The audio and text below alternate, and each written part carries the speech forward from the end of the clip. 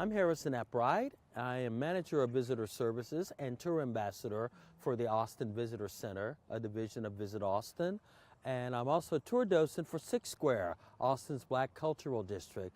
And it is my pleasure to be your guide and impart hopefully some helpful information and also hear from you about East Austin and specifically about Six Square, Austin's Black Cultural District. Six Square covers 6 square miles of Austin. We're just going to cover a little bit of that today. The reason why it's called Six Square is because back in 1928, the city of Austin approved of its first master plan. This was a new thing, a new idea for cities in the 1920s to come up with master plans. And now every city in town has a master plan today. And what people remember most about the 1928 master plan was that it called for a Negro district to be created in the east part of the city. This would be where black people in Austin would be compelled to move if they wanted basic goods and services like schools or like indoor plumbing or electricity.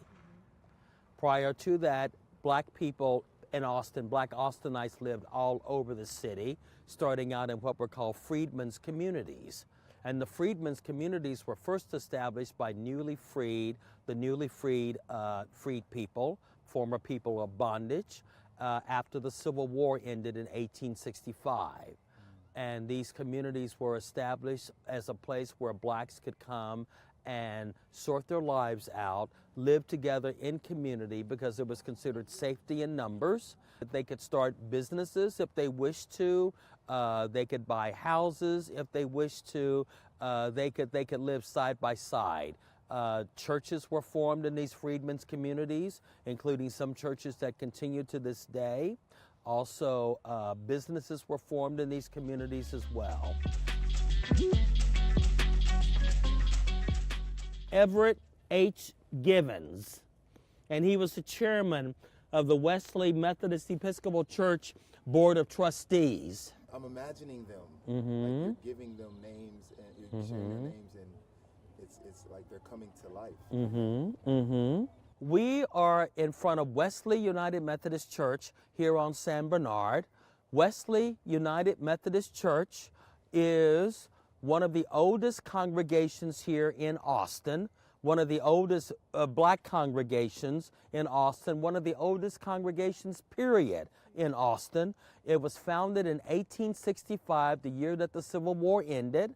It was founded in the basement of the 10th Street Methodist Episcopal Church. This was one of the finest black church buildings in Austin in the 20s and the 30s.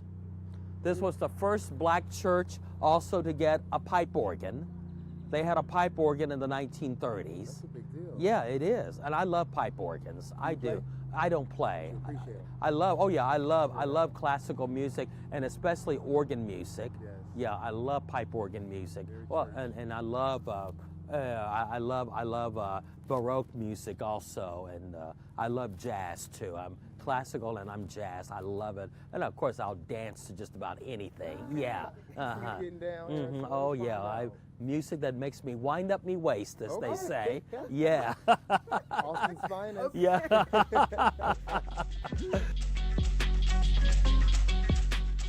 And this residence was occupied by Dr. and Mrs. Virgil T. Hammond. You saw the name V.T. Hammond on the plaque at on the cornerstone at Wesley United Methodist Church. You saw the plaque there. That was the Virgil T. Hammond, and his wife lived here. He was an African-American dentist also in the community, and the Hammonds had 2 sons, Virgil T. Hammond Jr. and Benjamin F. Hammond. Well, anyway, in the 1940s, the Hammonds in the 1940s, they rented this house out to a young black attorney who was down here listening to the case involving Heman, Marion Sweat. Oh, wow.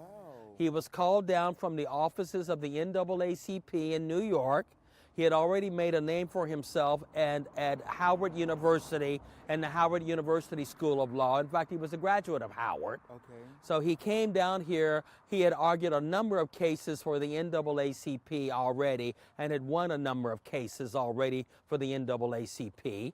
Well, anyway, he came down here to hear Heman Sweat's case and to take his case, and he served as his attorney. That attorney who lived in this house during that time, who argued the case all the way to the Supreme Court, was none other than Thurgood Marshall. Wow. What? So he was living here? Thurgood Marshall was living here. I have to process that. That's right. He was living here. What? Yes. Down the street from the church? That's correct. He was living here. Wow. That's right. Whenever he came to Austin to work with Heman Sweat, he lived in this house.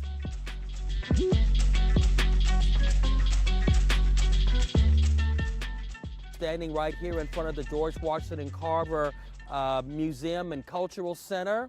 This particular building right here is the pride of the community. This center right here, this was designed by an African-American woman, Donna Carter, of Donna Carter Associates. She designed this, and it grew out of the George Washington Carver, that little building right over there to your right, or yeah, to our right, the George Washington Carver Museum. That actually started out as the George Washington Carver, that started out actually as the colored branch of the Austin Public Library in 1933.